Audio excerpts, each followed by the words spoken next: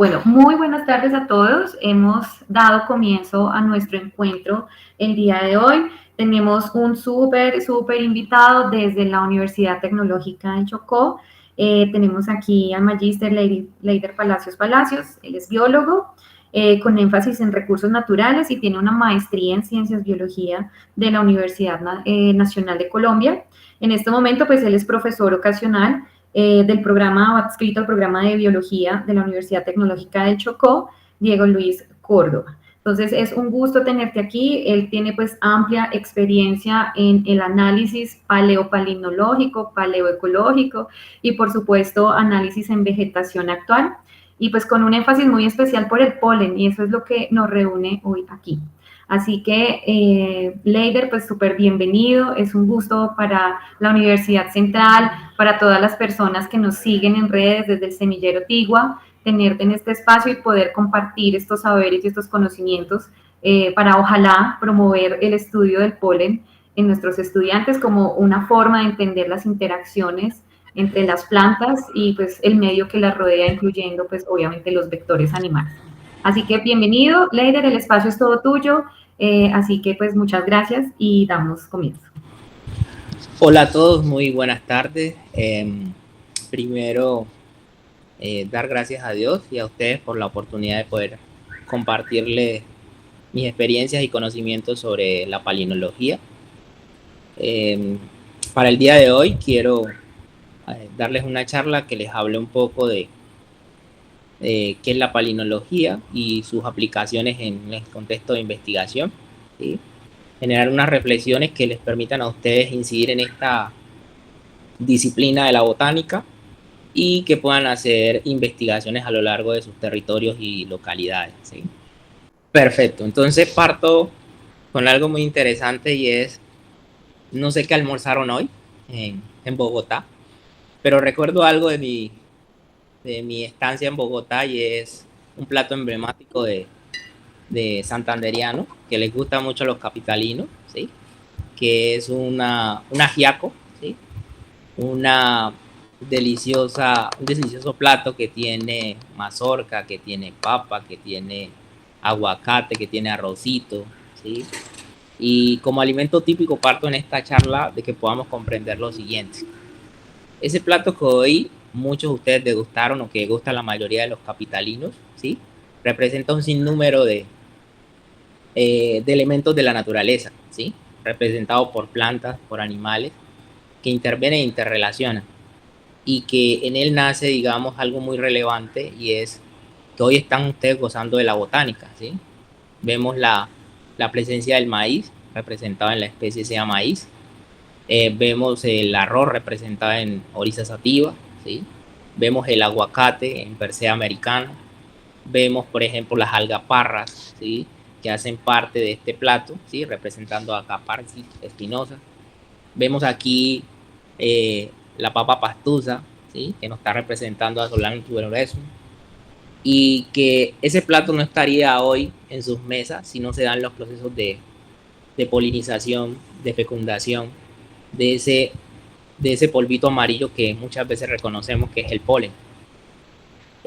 Gracias a la relevancia que tienen muchos polinizadores como las abejas, los murciélagos, los escarabajos, los insectos, representan un hito importante dentro del poder estudiar la palinología y ver de que ese granito de polen tiene una significancia en la productividad y en la alimentación nuestra diaria de lo que consumimos, es un buen punto de partida para iniciar esta charla. Entonces, cuando hablamos de palinología, estamos hablando de una palabra que fue acuñada, digamos, allá en el año de 1945 por una serie de investigadores, Ida y William, y cuando hablamos de palinología hablamos como de esa disciplina de la botánica que se dedica principalmente al estudio del polen y las esporas, ¿sí? Etimológicamente es una palabra que viene del griego paleín, que significa polvear o esparcir, y del latín pollen, que significa polvo fino. En términos cronológicos, el inicio de la palinología por allá en el año 1600 destaca aportes de muchos investigadores, ¿sí?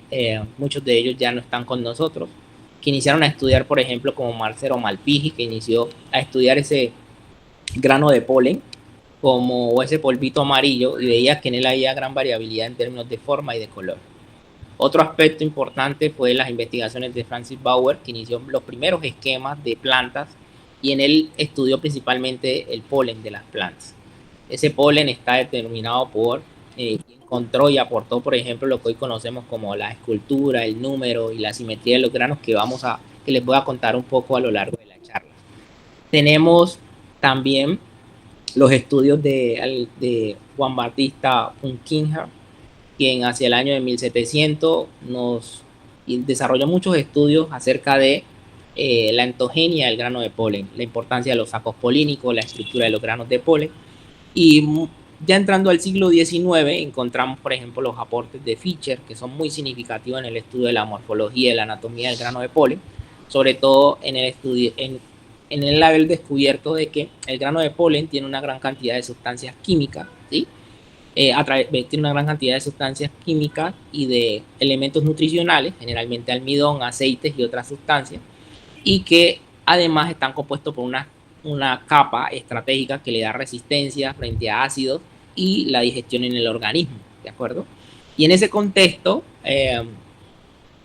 Fischer, más adelante, con sus estudios en la morfología del polen, estableció que los granos de polen tienen una serie de capas, que vamos a ver un poco más adelante, y que tiene tres funciones fundamentales, ¿sí? Proteger el grano de polen y la información genética, permitir el desarrollo del tubo polínico y facilitar, por ende, el proceso de fecundación y polinización. Ya en el finales del siglo XIX y comienzos del XX, ¿sí? Aparece un interés muy grande con otra cantidad de investigadores que se dedican al estudio del polen ya en los sedimentos, en los lagos, y las aplicaciones en otras áreas como son la paleontología, la arqueología, la prospección de petróleo, ¿sí? Y de ahí vemos que se desencadena la comprensión y el estudio de esta disciplina con sus contribuciones en áreas como la genética, la ecología y en el campo aplicado como en la geología, en la medicina y en la farmacología, que vamos a explorar un poco más adelante. Cuando hablamos de palinología, hay siempre en mis estudios o en mis caracterizaciones me interesa mucho el tema de la taxonomía, de la filogenia y de la evolución, y eso le ha interesado a muchísimos investigadores. Existen múltiples ramas asociadas a la palinología, aquí les destaco algunas, por ejemplo la palinotaxonomía, que es el estudio del grano de polen en el estudio de la diferenciación taxonómica de plantas, ¿sí? A partir de la morfología del polen. La aeropalinología, que es el estudio del grano de polen a partir de los estudios del polen en los sedimentos y también asimismo como en el aire o en el ambiente. La farmacología es el uso del polen sobre todo en la producción de medicamentos. Vamos a ver muy cerca con algunos ejemplos que les tengo de cómo se hace. La copropalinología, que es también el estudio a partir de las heces de animales, en la presencia de contenido polínico, y eso para qué sirve un poco. La arqueopalinología, que también nos ha permitido reconstruir los cambios en las dinámicas de las culturas que han existido en el país, y sobre todo es muy útil la utilización de este carácter del polen dentro y de las esporas también dentro de las investigaciones de los arqueólogos. Y la paleopalinología, que es el estudio de ese grano de polen desde el punto de vista fósil, ¿sí? Y comprender cómo se originó, cómo se dispersó y se establecen unas relaciones entre las plantas y sus dinámicas naturales a lo largo del ambiente. La aplicación y el alcance de la palinología es muy amplia, ¿sí? Como les he venido contando. Existen algunas agrupaciones, por ejemplo, en el campo de la biología, como les he contado, en las relaciones de comprender las relaciones sistemáticas de grupos vegetales, la lluvia de polen, es decir, qué tanto influye los procesos de polinización que tienen las plantas y la dispersión de ese polen en el ambiente, a dónde va a parar, cómo se sedimenta. Todos esos aspectos son elementos a evaluar y a comprender y a estudiar, ¿sí? Otro relevante en la agricultura, sobre todo en las dinámicas de las cosechas, ¿sí? Hoy que es tan importante la comprensión de la relación entre las abejas y las plantas, y esa relación entre abejas y plantas está en función de ese polvito fino que es el polen, ¿sí? Y las esporas, que son fundamentalmente necesarias para la dinámica reproductiva de muchas plantas. En el caso de cuando hablamos del polen, ¿sí? es aquella estructura reproductiva que fecunda las plantas. El polen es tan antiguo como la aparición de las primeras plantas y organismos. La evolución generalmente de la vegetación en Colombia y de la aparición de los organismos vegetales se dio y de los bosques tropicales, que es donde estamos realmente albergado toda la geografía de la vegetación en Colombia, hace 140 millones de años, ¿sí? El grano de polen, digamos, tuvo unos orígenes muy principales y muy potentes hace 60 millones de años, ¿sí? Gracias a la relación, ustedes saben, la antigüedad y el papel que cumplen las abejas y su relación que ha tenido mucho con grupos como las orquídeas, ¿sí? Y asimismo como otros grupos de insectos como los escarabajos, y la relación entre las esporas con la aparición de los helechos y las dinámicas reproductivas por acción de los otros fenómenos naturales como el viento. Cuando hablamos de palinología es muy importante tanto el concepto de polen, que es el que más les voy a hablar, ¿sí? Pero también les voy a dar unos tips sobre la morfología de las esporas, cómo las estudiamos, cómo se reconocen. Y ese polen que nos garantiza la continuidad genética de las plantas en términos generales, es decir, de los espermatofitos de las plantas con flores. Y esa espora viene representando esa fase en reposo y en dispersión del gametofito de la generación haploide en el caso de las criptógamas, ¿sí? ¿Dónde se forma el polen y cuál es su origen? El polen, como pueden ver en este esquema, ¿sí? Tiene en una flor normalmente podemos encontrar los órganos reproductivos masculinos que representan los estambres o el androceo, ¿sí? Y que está compuesto por una antera y un filamento. Dentro de las anteras, la mitad de una antera es una teca. Dentro de las anteras tenemos lo que son los granos de polen, ¿sí? Esos granos de polen están aquí contenidos en este corte transversal de esta antera. Aquí tenemos unos sacos polínicos y dentro de esos sacos polínicos están depositados muchísimos granos de polen. ¿Listo? Cuando estudiamos los granos de polen, hay dos aspectos que determinan, digamos, la morfología de los granos de polen o su constitución morfológica está determinada por los factores genéticos y también por algunos factores ambientales que determinan, digamos, su viabilidad o su permanencia o su desaparición, ¿sí? ¿Vale? Y entonces son muy importantes tener en cuenta de que nosotros podemos estudiar la información genética contenida en la célula, porque es una célula orgánica que internamente garantiza la continuidad genética a través de los procesos de fecundación cuando llega al estigma de la flor y se desarrolla, y que puede variar genéticamente de acuerdo a su desarrollo y puede tener mucha información genética que facilita en la transmisión de información. Y los factores ambientales o externos se debe a que, bueno, si el grano de polen al salir o liberarse entra en contacto con el aire, con el ambiente, pueden haber unos agentes que lo deterioren, pero que también garantice, debido a su constitución, que pueda tener una larga durabilidad, ¿sí? Hasta que desarrolle su función. O puede perderse, que no podamos registrarlo para obtener una información suficiente en su investigación. Una de las principales características que tienen valor taxonómico cuando estudiamos los granos de polen es algunas características como son la unidad polínica, el número, la posición y forma de las aberturas que tienen estos granos. Otros aspectos que vemos en los granos de polen es la ornamentación y la estratificación de la escina, ¿sí? Que son capas que lo constituyen. ¿Cómo identificamos los granos de polen? ¿Sí? En esa imagen ustedes pueden ver algunos ejemplos de granos de polen de algunas familias de plantas. Por ejemplo, esta es la apariencia de un grano de polen de una apoácea. Tiene una cosa por aquí que es como una abertura que le vamos a llamar poro. Aquí tenemos el grano de polen de un pino, que aquí tienen unos dos sacos aéreos. Aquí tenemos un grano de polen muy pequeño de una familia que se llama Urticácea. Aquí tenemos de una oleácea, aquí tenemos de una corpresácea y aquí tenemos un plantago que por acá se ven una serie de aberturas, es decir, una cantidad de poros.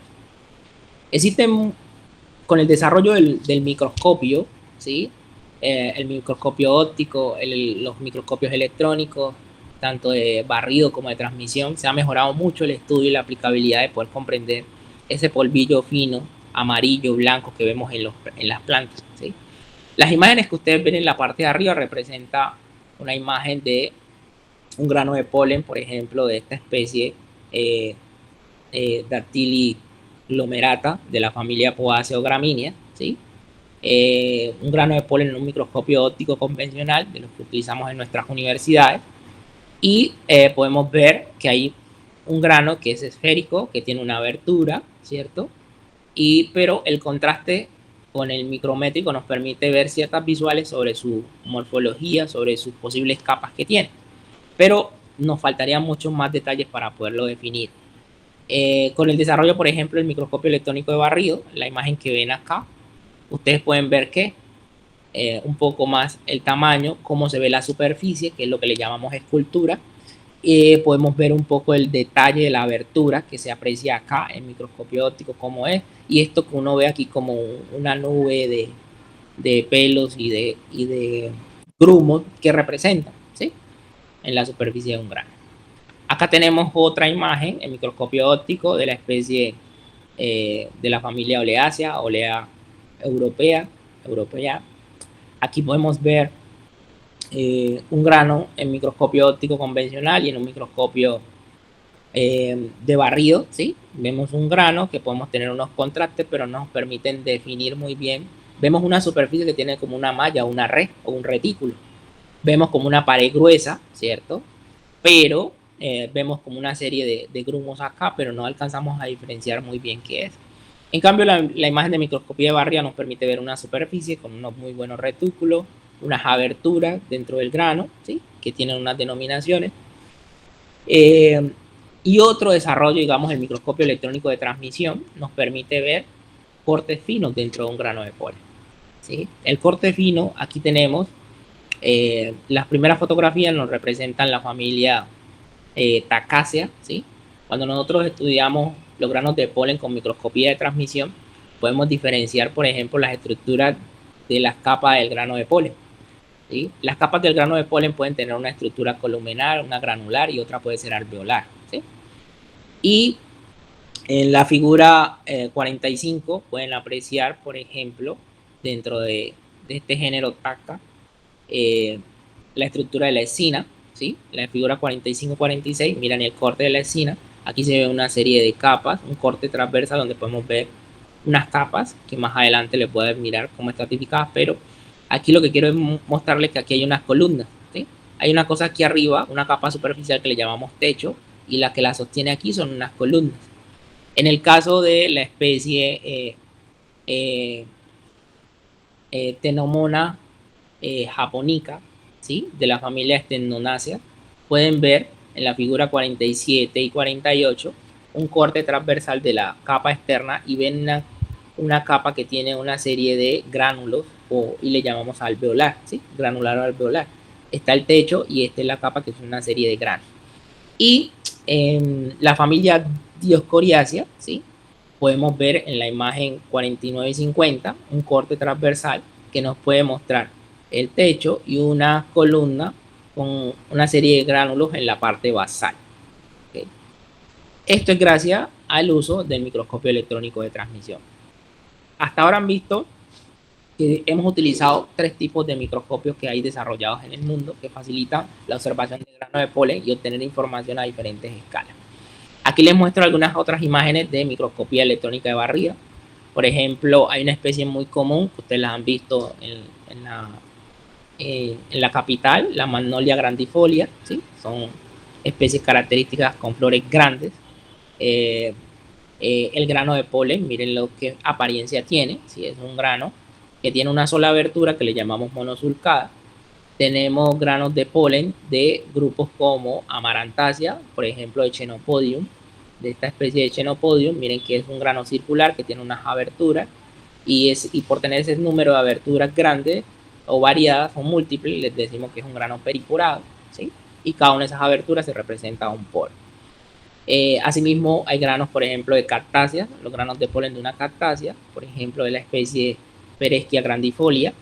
Miren la apariencia que tiene de este grano, tiene una serie de aberturas acá, estas aberturas se llaman colpos, ¿sí? Y estas aberturas entrantes representan los poros. Oryza sativa, ¿sí? De la poácea, ¿sí? Un grano circular con una sola abertura. Tenemos, por ejemplo, algunos granos de Cucurbitácea, ¿sí? Y podemos apreciar muy bien las 3 aberturas que tienen, llamándolo triporado.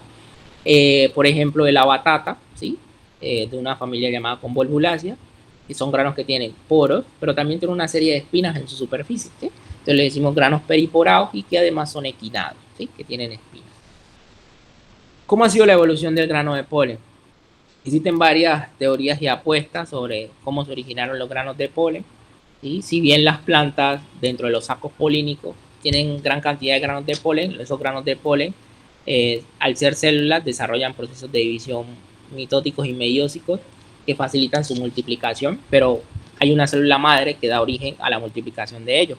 Y en ocasiones los granos de polen mantienen su forma o su conexión o mantienen una forma definida, que es lo que ha permitido que nosotros podamos diferenciarlos entre diferentes grupos de plantas.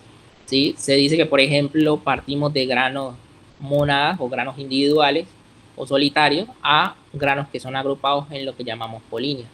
Estos granos con polinias son los que observamos generalmente en orquídeas, ¿sí? Digamos como una de las primeras plantas más primitivas pero muy evolucionadas, tienen granos de este tipo. Hay granos que son tétradas, que también de las tétradas se puede decir que también partió el origen a generar, de las poliadas se partieron a generar granos tétradas, es decir, o granos individuales, lo mismo que diadas, ¿sí? O másulas, que también se aprecian en la cadena evolutiva de ciertos grupos biológicos de plantas. Cuando nosotros estudiamos los granos de polen, en esta diapositiva, nosotros, por ejemplo, en granos que son agrupados en tétradas, tomamos un grano de referencia y sobre él medimos métricamente estructuras del eje polar, el eje ecuatorial.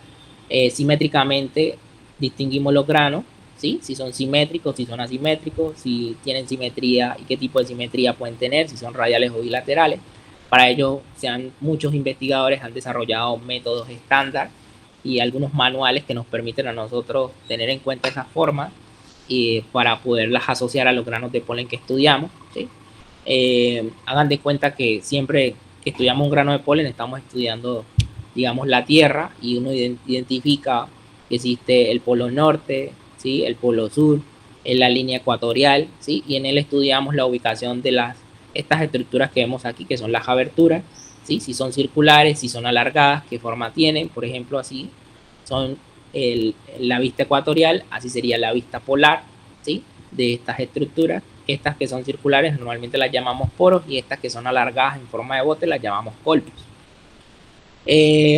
La forma del grano de polen es muy variada, ¿sí? Hay algunas contribuciones, por ejemplo, de Ramírez y Martínez, que nos definen que el grano de polen, la longitud de un grano de polen está en función de la longitud del eje polar, ¿sí? Entonces nosotros, al medir el eje polar de un grano de polen, podemos determinar de acuerdo a esta escala si el grano es pequeño o es grande. Los granos más grandes miden 200 micrómetros, ¿sí? Y los podemos decir gigantes o de muy gran tamaño. También analizamos la forma basada en la relación entre el eje polar y el eje ecuatorial para definir si los granos son prolados, si son esferoidales, si son ovalados, ¿sí? Aplicando una escala a partir de la medición. Aquí hay unos esquemas acerca de las características que pueden tener las estructuras internas de los granos de polen y sus posibles estrategias para medirlas. Cuando estudiamos los granos de polen, nosotros estudiamos los granos de polen teniendo en cuenta el número y tipo de abertura, ¿sí? Yo les decía que hay granos que no tienen abertura, es decir, los llamamos inaperturados. Hay granos que tienen aberturas en forma de bote, ¿sí? Que le llamamos colpo, pero si tienen una abertura le decimos monocolpado, ¿sí? Si esa abertura, por ejemplo, tiene una disposición circular sobre el grano de polen, va a tener esta denominación de monocolpado. Si está en esta posición, o si, por ejemplo, la abertura se ramifica y llega hacia los extremos, se va a llamar sincolpado, y así sucesivamente. Si ya tiene dos aberturas, diporado, triporado. Cuando tiene más de tres, le llamamos tetra o estefanoporado, dependiendo de la posición. Y si tiene múltiples aberturas y no tiene una posición o múltiples, llamamos periporado, ¿sí? Lo mismo con los colpos, pericolporado, o si tiene la combinación de ambos, pericolporado. Así sucesivamente, siguiendo estas recomendaciones que han hecho algunos investigadores. Cuando estudiamos el grano de polen, además de estudiar sus aberturas, de estudiar si son agrupados, si están unidos, si forman 1, 2 uniones, 3 o 4, estudiamos los cortes transversales de sus capas o su constitución. ¿Por qué? Porque representa uno de los caracteres más importantes para poder diferenciar, digamos, las especies de plantas. La estructura de un grano de polen, ¿sí? en está constituido por una capa que le llamamos escina, ¿sí? Es una capa grande, toda la capa gruesa que vemos acá de un grano de polen la llamamos escina. Esa escina está compuesta por un techo o tectum, que es este que vemos acá. Este es un esquema, aquí podemos ver una fotografía en un microscopio electrónico de transmisión. Este representa el techo. Sobre el techo se generan una serie de estructuras, por ejemplo, como vimos en las imágenes anteriores, espinas, gránulos, retículos, ¿sí? Entonces, este es el techo. Tenemos una columna, ¿sí? Las columnas en su base están compuestas por una capa que le llamamos nesina, una capa basal, ¿sí? Y hay una capa más interna que le llamamos intina, ¿de acuerdo? Existe una capa que es la que permite la protección o que ese cascarón o grano de polen permanezca, que es gracias a que el grano de polen tiene una capa interna que se llama, que es compuesta de esporopolenina, ¿sí? Que es la que garantiza que sea resistente a los ácidos, a los bases, ¿sí? Y que el grano pueda resistir, guardarse, conservarse, ¿sí? Por largos periodos de tiempo. Lo que les hablaba de ornamentación corresponde a que encima del techo podemos conseguir toda esta variedad de estructuras, ¿sí? Granos intestados, es decir, que no tienen nada en su superficie, a tener una estructura que puede ser escabrida, que puede tener verrugas, que puede tener espinas, que puede tener unos rúbulos, puede tener físulas, que puede tener retículos, que puede tener báculas, clavas, ¿sí? Pueden ser fabiolados con ondulaciones, ¿sí? Entonces, toda esta variedad de, llamémoslo así, escultural en la morfología de la capa externa del grano de polen, también sirve para diferenciarlo a nivel de especie, por eso los estudiamos, ¿sí? Aquí vemos, por ejemplo, el techo, las columnas, ¿sí? La capa más interna, ¿sí? Que es la nesina, y la capa intina. Y aquí digamos que está el protoplasma o la información celular. En el caso de las esporas, ¿sí? Que las conseguimos sobre todo en los briófitos, es decir, los musgos, hepáticas, y sobre todo en los musgos y en los pteridofitos, que son los helechos y plantas afines. Recuerden que cuando estos organismos tienen nomás, son dimórficos o a veces tienen hojas diferenciadas, o en vez de sus hojas tiene una serie de estructuras anesas, ¿sí? Que les facilita obtener o contar con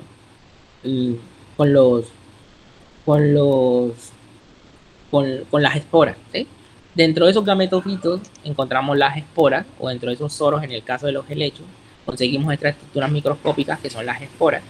Las esporas sí tienen un tamaño mucho más pequeño a diferencia de los granos de polen, pueden llegar a tener las más grandes 60 micras, y generalmente las esporas, como pueden ver aquí, pueden ser circulares, pueden tener una forma triangular, a veces parecen un riñón o un hígado, o a veces puede ser una estructura alargada. A veces cuando nosotros estamos viendo muestras de láminas en el microscopio, muchas de estas esporas nos caen, de hongos, de algas, y uno no las diferencia porque todavía no conoce o comprende un poco la morfología de ese tipo de organismos. Solo cuando uno va al herbario, toma una muestra de una planta X plenamente determinada y estudia el microscopio, esa estructura microscópica, puede reconocer un poco la morfología asociada para poder estudiar. Las esporas normalmente tienen una abertura, ¿sí? Y una abertura que puede ser simple o puede ser ramificada, ¿sí? Esa abertura simple la llamamos nosotros lesura, ¿sí? La lesura puede ser una raya que ustedes ven así, una abertura que es más larga que ancha, o puede ser ramificada, es decir, que parece como una Y acostada, ¿sí? Esta sería la vista ecuatorial o verlo de frente, y esta sería la vista polar, ¿sí? O verlo desde arriba, ¿sí? Siempre cuando estudiamos unas esporas, por lo menos medimos el eje polar y el eje ecuatorial de esta manera. Al igual que los granos de polen, las esporas también tienen una serie de capas constitutivas, no en el mismo volumen o con las mismas, digamos, estratificación, pero por ejemplo tienen una capa que se llama esosporio y una que se llama endosporio, y arriba del esosporio aparece algo que se llama perisporio. No todas las esporas tienen perisporio, ¿sí? O en ocasiones con los procesos de preparación también se pierde o se daña o se destruye, ¿sí?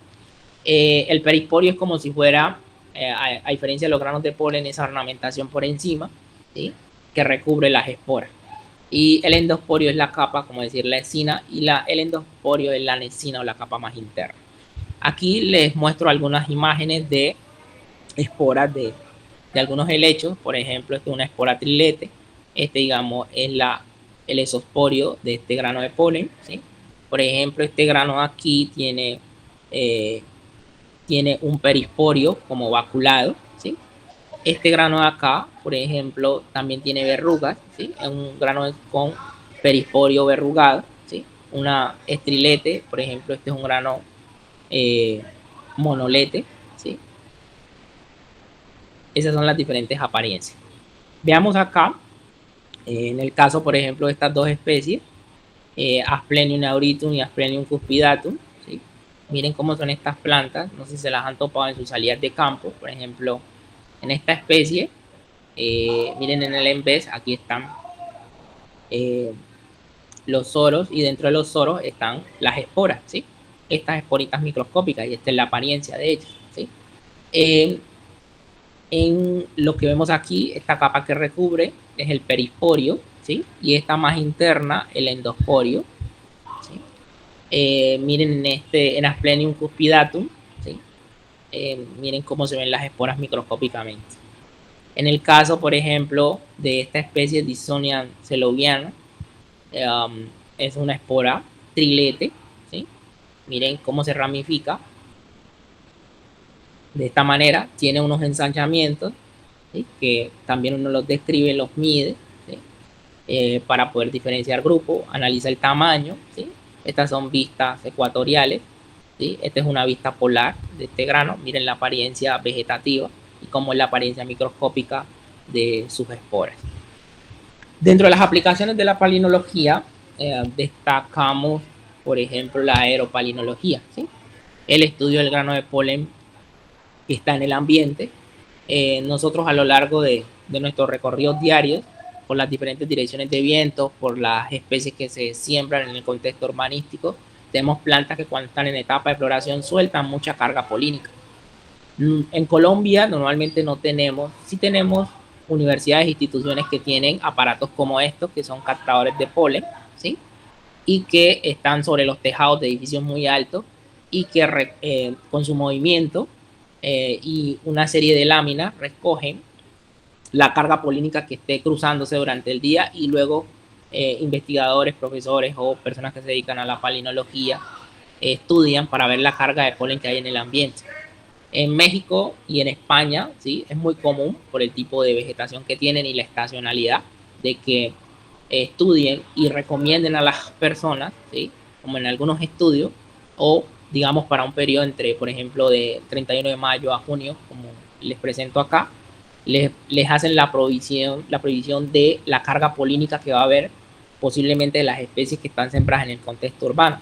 Y eso es una alerta para que la gente que tiene problemas o que tiene posibles afectaciones por las cargas polínicas vaya protegido o tenga la posibilidad de utilizar el uso de tapabocas durante esos días. Entonces, es muy importante para el campo de la medicina y para el campo de la salud ambiental y humana. Otro campo muy importante es la melisopalinología o el estudio del grano del polen en mieles, ¿sí? Nosotros podemos hacer laboratorios muy sencillos en clase, comprarse varias mieles que hayan en el supermercado o en las tiendas de barrio y evaluar el contenido de la carga polínica, ¿sí? Y ver los granos de polen que hay contenidos en esa muestra de miel, ¿sí? Parte de los aspectos que le voy a dejar a Marily es que puedan desarrollar algún laboratorio. Yo le mando la técnica de cómo se puede hacer, y es muy sencillo poder mirar la carga de polen que tienen las mieles que consumimos normalmente en un supermercado. Como pueden apreciar en estas imágenes, digamos, de microscopía electrónica de barrido, algunas imágenes de los posibles tipos de pólenes que pueden conseguirse en las mieles, ¿sí? Hay mieles que son uniflorales, es decir, que provienen de un solo tipo de planta, por eso es importante poderlas analizar al microscopio para ver si es el mismo tipo polínico que está en toda una misma muestra de miel, o a veces hay mieles poliflorales, es decir, que tienen muchos tipos de granos de polen, y es por la diversidad y las dinámicas de recorrer o que hacen las abejas en la producción de la miel. ¿Listo? En ese esquema que está ahí en la figura 2 es, por ejemplo, algún estudio, el estudio de Castellanos y otros investigadores en 2012 para el caso de México, estudian mucho a partir del uso de captadores polínicos la carga polínica que pueden tener las mieles que se comercializan, ¿sí? Y documentan, por ejemplo, los tipos de granos de polen correspondientes a especies de plantas en la producción de esas mieles que hay comercialmente, ¿vale? Y de qué regiones vienen. ¿Por qué? Porque ellos tienen muy conocida su flora y al conocer muy bien la flora pueden distinguir qué plantas crecen en un gradiente altitudinal o que son propias de una zona en particular. La palinología forense es otra de las aplicaciones de la palinología, que es, por ejemplo, la utilización o el estudio del grano de polen y las esporas dentro de casos de asesinatos, de homicidios o de investigaciones sobre algún hecho criminal, ¿sí? Y para eso, ¿cómo se hace? En esta imagen, nosotros no solamente estudiamos el polen, ¿sí? El estudio de la vegetación y de las plantas nos brinda mucha información para poder útil en un caso en particular. El estudio del polen y las esporas, cuando se usa en casos forenses, normalmente las personas lo acumulan en sus fosas nasales o en sus oídos, ¿sí? Y es fácil de recogerlo y se almacenan, ¿sí? Bajo ciertas sustancias, ¿sí? O bajo ciertos reactivos que le permitan a uno luego llevarlo al laboratorio y estudiarlo microscópicamente. Eso nos indicaría mucho sobre el escenario donde ocurrió el crimen, si se ocurrió in situ o ex situ, de acuerdo a esa información que se recopile. Otro aspecto que no hace parte, que también hace parte del estudio de la palinología, no solamente el estudio del polen y de las esporas, sino también de otros microfósiles, es el estudio de algo que le llamamos nosotros fitolitos o cuerpos cristalizados o mineralizados que aparecen en las estructuras vegetativas de tallos, hojas o algunas semillas que también se usan en el escenario forense, al igual que las raíces, ¿sí? Pero hoy principalmente dentro de esta charla la importancia que tiene el grano de polen, ¿sí? En el esclarecimiento sobre todo de la determinación de la ocurrencia de un suceso, ¿sí? Dentro de un sitio in situ o ex situ a partir del estudio de esa evidencia polínica. Otro de los aspectos relevantes del polen es su utilización en el estudio paleoecológico, ¿sí? La paleoecología estudia los cambios en la vegetación, ¿sí? A partir del registro polínico. Como ustedes saben, el grano de polen se deposita las plantas, el polen está asociado a las plantas y ese polvito viaja a múltiples distancias por múltiples agentes.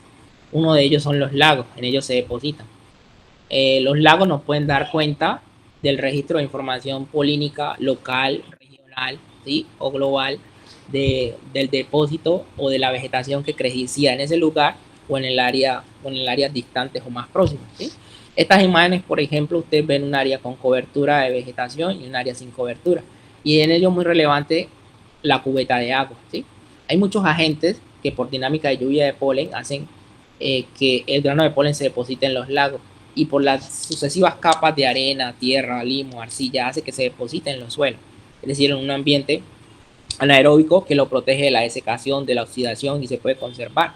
Y la película de agua actúa como un agente o una barrera, digamos, natural que hace que se conserve en el fondo de los lagos, ¿sí? Entonces nosotros a partir de una serie de herramientas, de técnicas, de instrumentos que hemos adaptado y modificado, ¿sí? Hemos iniciado a investigar sacando perfiles de núcleo de las cubetas de las ciénagas o de perfiles de vegetación sobre laderas o de montañas. ¿Para qué? Para poder entender la estratigrafía o la dinámica de la formación de suelo, pero también estudiar a partir de esas diferentes capas o conformaciones del suelo la presencia de polen, de esporas y de otros microfósiles que aparecen a lo largo de la columna de suelo, ¿sí? Y dentro de esta columna, como se ve aquí este investigador, en esta muestra de sedimento, al estudiarla bien sea al centímetro, cada 5 centímetros, a diferentes escalas de resolución, nosotros podemos estudiar en un centímetro cúbico de sedimento muestras de polen mediante la degradación de esa arcilla, de ese limo, y nos queda el grano de polen gracias a esa capa de polenina, ¿sí? Y además pueden haber otros restos de organismos en ese horizonte de suelo, ¿sí? A veces conseguimos restos de estructuras de insectos, alas, pequeñas semillas o restos de estructuras de semillas. Pero como nuestro interés es el polen, entonces nos interesa buscar polen. Cuando nosotros vemos polen en láminas, las contabilizamos y elaboramos estos esquemas o diagramas que nos muestran la representatividad de ese registro polínico a lo largo de las columnas de sedimento. Aquí uno ve la profundidad de un suelo y los iniciamos a estudiar. Y a lo largo de esa profundidad también tomamos muestras de restos vegetales, de conchas marinas, de elementos fósiles que nos permitan hacer una datación, es decir, mandar a fecharla geológicamente por datación de carbono 14, a qué edad está depositado o se depositó ese suelo, ¿sí? O ese sedimento. Y con ese depósito con ese depósito lo que hacemos es estudiar, digamos, poder asociar la información geológica de tiempo, ¿sí? Para poder cuando se depositaron todos estos elementos en el suelo, ¿sí? Y ver la configuración de cómo aparecieron cada uno de estos registros polínicos a lo largo del tiempo. Por acá vamos a ver algunos métodos de estudio del grano de polen, ¿sí? Existen múltiples técnicas. Una de ellas es, por ejemplo, estudiarlo el polen fresco o al natural, ¿sí? Y para ello, ¿qué hacemos? Obtenemos los botones florales o las flores que estén abiertas dentro de una planta, y de esa planta colectamos los estambres, los depositamos en pequeñas bolsas de papel o en bolsas plásticas, Ziploc, ¿sí? Y herméticamente cerrados, o en tarros, o en pequeños frascos fijados en alcohol o fijados, por ejemplo, en glicerina, ¿sí? Y o los podemos tomar de un herbario, ¿sí? Vamos a un herbario que nos permitan hacer a las colecciones secas, y esas colecciones secas podemos escudriñar la flor, sacar muy delicadamente, muy cuidadosamente un estambre, una flor, ¿sí? Y llevárnoslas en un sobre, y en ella depositamos, por ejemplo, sobre la superficie del recipiente o de la bolsita el nombre de la familia, el nombre científico de la especie, el colector, ¿sí? La localidad, como información muy valiosa que nos permita luego soportar, digamos, que trate adecuadamente la muestra y que sí corresponde a la especie correspondiente, ¿sí? Eso es muy vital, digamos, dentro de esa primera etapa, ¿sí? De obtener la muestra. Bien, la podemos obtener seca o fresca. El material, existen muchas técnicas de preparación, ¿sí? Cuando nosotros estudiamos el grano de polen, estudiamos, por ejemplo, el color, la forma, el tamaño y las aberturas, como les contaba hace un momento. Podemos utilizar, por ejemplo, también colorantes para teñir los granos de polen. Podemos estudiar la viabilidad de los granos de polen muy fácilmente, ¿sí? Haciendo un agua de azúcar y depositando anteras y botones, dejándolas ahí 24 horas y al día siguiente verlas al microscopio y ver si los granos de polen que desarrollan el tubo polínico son los granos viables, y los que no desarrollan, ahí sabemos que hay una proporción contabilizando de granos de polen que no son viables dentro de los procesos de polinización, ¿sí? También es una manera de evaluar, y que son prácticas de laboratorio que pueden hacer con Mari. La gelatina glicerinada, ¿sí? Que es una mezcla que nos permite fijar los granos de polen para que se conserven en tiempo y dentro de las láminas, poderlas estudiar con el tiempo, ¿sí? Hay una técnica muy tradicional que es la cetólisis de Hermann, que es una mezcla del ácido sulfúrico y el anhídrido acético, ¿sí? Que nos permite a través de esa técnica degradar la estructura del grano de polen para poder ver la estratificación de la estructura de la enzima, ¿sí? Eso se hace mediante procesos de centrifugación, la aplicación de los químicos en una cámara, ¿sí? El montaje de las láminas y la observación al microscopio, ¿sí? El montaje del material, normalmente hay recomendaciones de investigadores que nosotros en los laboratorios venimos haciendo, y en las universidades y laboratorios o grupos de investigación en palinología que tienen el montaje y tienen muchas colecciones de láminas, ¿sí? Entonces normalmente, digamos, aquí hay un ejemplo del montaje de una placa, ¿sí? Digamos, aquí hay una lámina con una laminilla, hipotéticamente aquí tenemos la muestra, ¿sí? Esto que está aquí recubriéndolo es parafina, ¿sí? Como un aislante de protección de la muestra, y el resto es del área externa, ¿sí? Que no se contamine. Y aquí está la etiqueta que tiene el nombre de la familia, el nombre científico de la especie, su autor, la placa y la fecha en la cual se procesó, ¿sí? Normalmente hacemos eso para tener una colección de referencia. La medición de los granos de polen, digamos que durante mis estudios y muchos laboratorios, después con el análisis del microscopio óptico, lo que hacíamos es, en la Universidad de Antioquia, donde aprendí mucho con el profesor Ramiro Fonnegra, utilizar, por ejemplo, este tipo de aparatos, ¿sí? Un ocular micrométrico de tambor o una reglilla micrométrica, ¿sí? Que me permitía, digamos, en el objetivo de 10, de 40 o de 100x, hacer las medidas de los granos de polen que les indicaba en las diapositivas anteriores, ¿sí? Y con él obteníamos las medidas geométricas del eje polar, del eje ecuatorial, de las aberturas, ¿sí? Bien sea de los colpos y de los poros, ¿sí?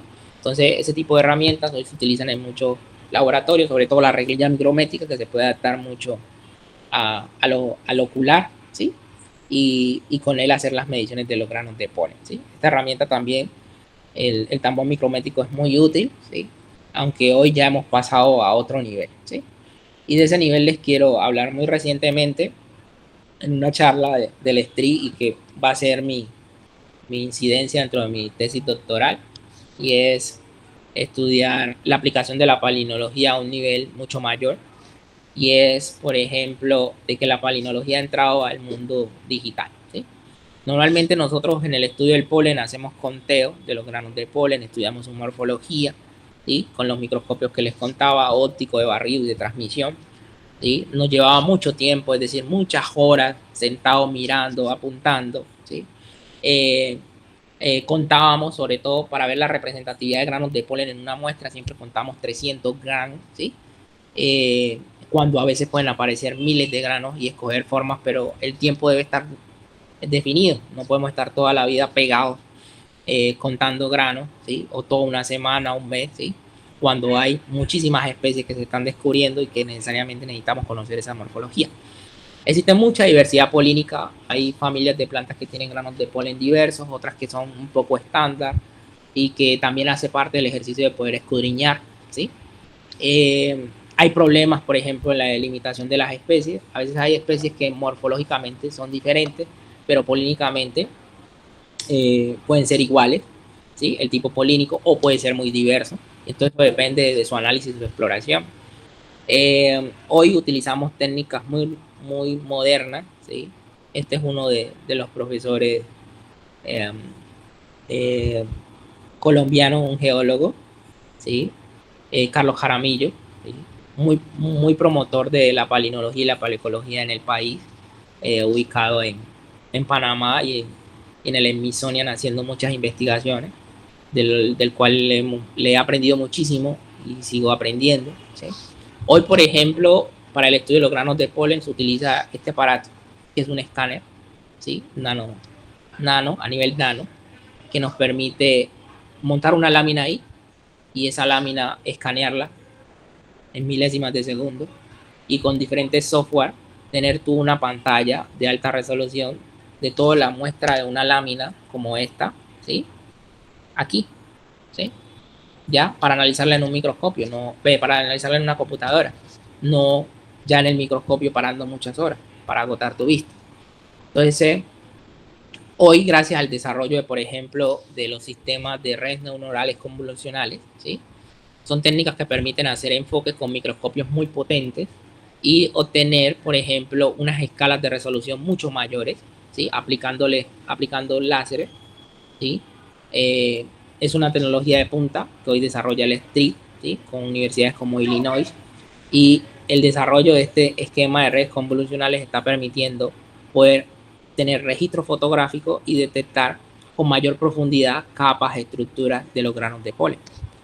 Aquí vemos que todo ese trabajo parte de tener colecciones de granos de polen, hacer montajes en láminas, luego llevarlos a estos microscopios, mediante un cúmulo de investigadores, ubicar esos granos de polen, tomar un buen registro fotográfico. En estas imágenes que ven acá tenemos varias proyecciones de fotografías de granos de polen, por ejemplo, para Lycopodium volubilis, ¿sí? Aquí tenemos una imagen en un microscopio óptico, un Briefer en un microscopio normal. Aquí tenemos una fotografía en un microscopio a una mayor calibración, ¿sí? Con una calibración diferenciada. Y aquí tenemos la aplicación o el registro fotográfico aplicando un microscopio o utilizando un microscopio confocal, ¿sí? Con imágenes a 2D y a 3D. Miren la evolución en términos del registro de la información o el registro fotográfico de un grano de polen, ¿sí? Puedo ver estas estructuras que casi no veía externamente o internamente, poderlas detallar acá ya a 2D y a 3D con el uso de la microscopía confocal para mayor estudio, ¿sí? Esto representa, digamos, un viaje en términos de poder comprender el uso de la palinología, ¿sí? Y sus aplicaciones. Espero que haya despertado el interés en ustedes, la relevancia en la investigación del polen y ver las ventajas que tiene en términos de sus múltiples aplicaciones y la ventana que se ofrece no solo en su aplicación y en el poder descubrir y asociarla a diferentes ramas o disciplinas que nos interesen investigar, ¿vale? Agradezco mucho a la profesora Marily, a la Universidad Central, al Semillero de Investigación en Divulgación y Creación de la Investigación, por invitarme a esta charla, de poder contarle. Espero que sea un punto de partida y que podamos establecer una relación entre nuestras universidades para que podamos seguir haciendo investigación en el campo de la palinología y sus aplicaciones. Muchas gracias. Muchísimas gracias, Lady. O sea, muy chévere realmente poder explorar estos temas, el manejo de los conceptos. Hoy en día en este boom del uso de tecnologías, pues genial lo que nos comentas. Y por supuesto nosotros encantadísimos de establecer algún convenio, algún acuerdo que podamos ir a visitarte, por supuesto, y hacer quizás algún trabajo de campo en donde terminemos analizando polen. Entonces ya estaremos en contacto, Lady, para que podamos de verdad llegar a esa realidad que es súper chévere. Quiero agradecerle pues obviamente a todos los que se conectaron. Nosotros seguimos haciendo este tipo de encuentros. Para nosotros es fundamental poder pues reconstruir y tener este compartir de saberes. Entonces, esperamos tenerte en una nueva oportunidad. Nosotros ahorita estamos avanzando con un análisis de polen en zonas urbanas y pues nuestros estudiantes han tenido un acercamiento, como dicen, un poco tímido al conteo de polen, a observar los granos. Entonces, de seguro que vamos a establecer esta colaboración contigo. De la mano de los expertos, por supuesto, y pues nuevamente invitadísimos a seguir compartiendo estos espacios. Muchísimas gracias. A ti, Marily, muchísimas gracias a todos. Un abrazo, muchísimas gracias. Bueno, muchas gracias, un saludo para todos y nos esperamos encontrar en otro de estos encuentros, Tigua.